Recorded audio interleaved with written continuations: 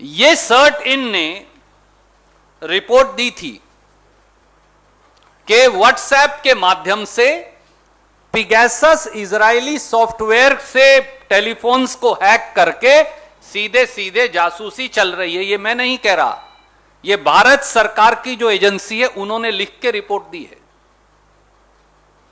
और इसमें उन्होंने बाकायदा लिखा, original issue date is May 17, 2019. A vulnerability has been reported in WhatsApp which could be exploited by a remote attacker to execute arbitrary code on the affected system. और ये बाकायदा tracker news और सब कुछ इसके अंदर दिया है। अब साथियों सवाल ये है कि ये पिगैसस है क्या? ये एक इजरायली कंपनी है NSO और ये कहते हैं कि हम ये सॉफ्टवेयर केवल और केवल सरकार को ही बेचते हैं और किसी को नहीं। कोई कह सकता है भैया ये तो सरकार मोदी जी ने तो खरीदा नहीं होगा, तो मैं इसलिए उनकी वेबसाइट का भी आपको रिलीज कर रहा हूं, ये पिगैसस NSO की वेबसाइट से। और उन्होंने साफ तौर से कहा NSO products are used exclusively by government, intelligence and law enforcement agency to fight crime and terror. Modi ji, Rahul Gandhi ji के फोन की जासूसी करवा के आप कौन सा क्राइम और टेरर से लड़ाई लड़ रहे थे?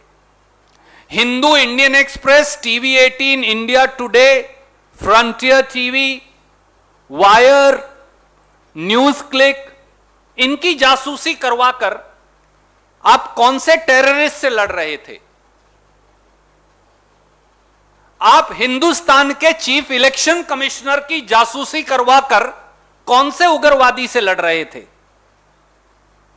आप एसोसिएशन फॉर डेमोक्रेटिक रिफॉर्म्स के जगदीप छोकर साहब की जासूसी करवाकर कौन से उग्रवादी से लड़ रहे थे? और अब सामने आएगा अब अपने खुद के कैबिनेट मंत्रियों की जासूसी करवाकर कौन से उग्रवादियों से लड़ रहे थे? और संवैधानिक पदों पर बैठे लोगों और शायद जजेस की जासूसी करवाकर क्या ये उग्रवादी और आतंकी हैं?